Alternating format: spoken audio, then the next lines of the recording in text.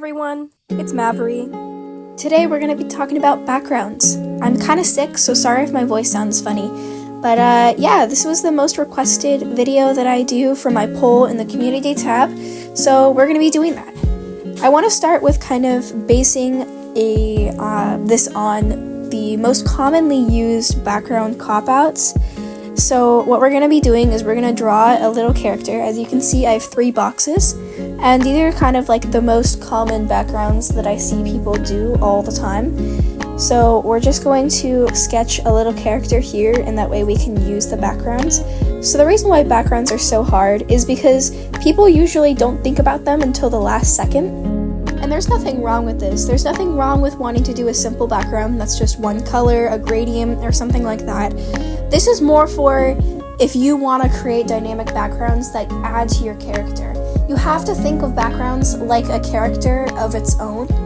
So instead of creating a character and then trying to make a background that fits them, try to think of them simultaneously as you're making the illustration. Otherwise, it's perfectly acceptable to just do a quick color wash or a little scribble for the background that fits with your character's personality.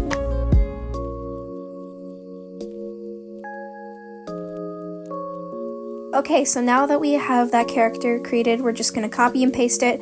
And these are the 3 main ways that I think that people deal with backgrounds. The first one is obviously just leaving it blank. The second one is just putting some kind of geometric shapes. And the third one is applying some sort of gradient. And like I said, there's nothing wrong with any of these at all. And people use these all the time for a reason, because they can look good. But let's say you want to do something more dynamic, so you blow up your character, not literally, and you try to make some sort of background. Like if we try to do some sort of foresty thing, you can see it just looks flat. Like this is just not the way to go about it. So I'm going to give you some quick tips on composition real quick.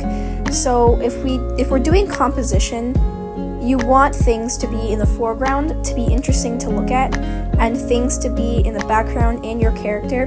The first one looks boring and flat because all I did was slap something in front, put a character, and maybe something behind it. The second one is me trying to take the same character and take a different kind of approach, where obviously these are really quick blobs, so they're not going to be too good, but I'm trying to change up the angle. I'm trying to bring up the camera so we can see a different angle of the character and to really make you think of the shape.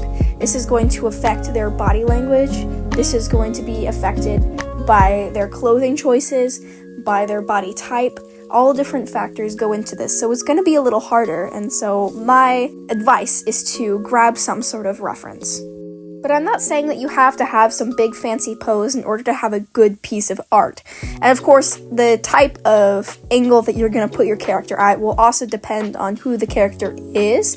And so you're going to have to make a lot of decisions based on your character and their personality.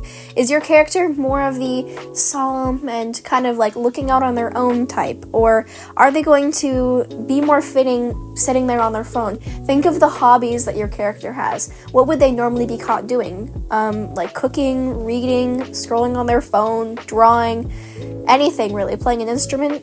Think of who your character is.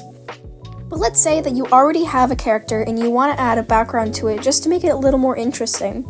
So let's say this girl, we want to do a kind of foresty background. What you can see is that I decided to make it kind of contained in a circle just to make it a little more intriguing to the eye rather than trying to make a full background to put her in. So obviously this is very messy and you would probably want to put a lot more care and detail into it, but this is just an example that it looks way less flat. And of course she looks in front of it rather than, inside of the forest. So if you're going for something else, then that might be something to maybe avoid. But it just makes it so much more interesting to the eye. At the end of the day, it's all about what matters to you.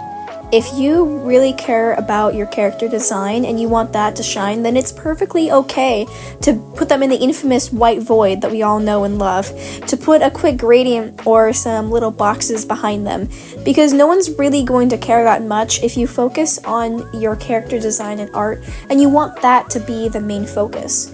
It's just if you want to create a bigger, more dynamic looking piece, that's when you start to think about the character and their personality and who they are in order to help further push the background. My very quick suggestions are just moving the camera around rather than having just a quick one-on straight view of the character. Try moving it around a little bit. Mess around with bird's eye view, worm's eye view, moving it from side to side. We don't have to see the front of your character all the time. So yeah, that was just a really short tutorial on backgrounds. Let me know if you want me to go more in depth into this. This video is a little short just because I'm not feeling too well. So yeah, thanks for watching and I'll see you guys later.